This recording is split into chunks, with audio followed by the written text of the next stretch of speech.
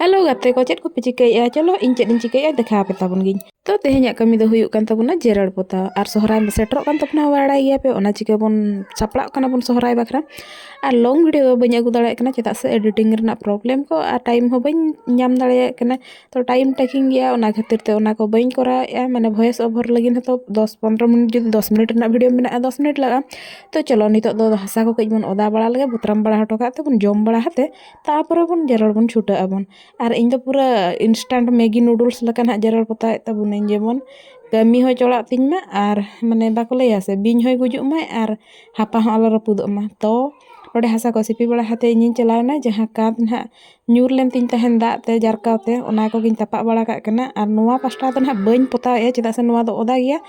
ᱟᱨ ᱚᱠᱟ ᱥᱮᱱ ᱵᱮᱥ ᱜᱮᱭᱟ ᱠᱟᱱ ᱛᱚ ᱫᱚᱧ ᱯᱚᱛᱟᱣ ᱠᱟᱜᱼᱟ ᱪᱮᱫᱟᱜ ᱥᱮ ᱠᱟᱹᱢᱤ ᱦᱚᱸᱛᱚ ᱛᱚᱨᱟᱣ ᱦᱩᱭᱩᱜᱼᱟ ᱞᱚᱜᱚᱱ ᱞᱚᱜᱚᱱ ᱚᱱᱟ ᱠᱷᱟᱹᱛᱤᱨ ᱛᱮ ᱚᱱᱟ ᱦᱤᱥᱟᱹᱵ ᱛᱮ ᱠᱟᱹᱢᱤᱭᱟᱵᱚᱱ ᱟᱨ ᱨᱮᱰᱤᱢᱮᱰ ᱠᱟᱹᱢᱤ ᱯᱨᱟᱭ ᱮᱱᱟᱝ ᱨᱮᱧ ᱞᱟᱹᱭᱟᱫ ᱯᱮᱭᱟ ᱯᱩᱨᱟᱹ ᱱᱩᱰᱩᱞᱥ ᱞᱮᱠᱟ ᱛᱚ ᱱᱚᱛᱮ ᱨᱮ ᱤᱧ ᱛᱟᱯᱟᱜ ᱵᱟᱲᱟ ᱠᱮᱜᱼᱟᱹᱧ ᱟᱹᱰᱤ ᱥᱚᱠᱛᱚ ᱜᱮ ᱤᱭᱟᱹ ᱧᱩᱨ ᱞᱮᱱ ᱛᱟᱦᱮᱱ तो नोतेनाग कांत पूरा बड़ा हाथिन चलावेना हानते पोताव की हना कांत और इन पोरते ना लातार कुन जेरड़ा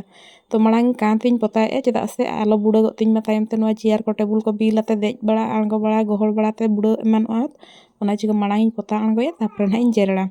तो आपे को तो सोहराय करना कमी को तो पे सत बड़ा के तपे से बांगा कमेंट ते लई ताबन पे और वीडियो बनावना टाइम बे ᱧᱟᱢᱮ ᱛᱮ ᱱᱚᱜᱼᱚ ᱱᱚᱝᱠᱟ ᱚᱦᱚ ᱛᱚ वीडियो बनाव कान ताबना।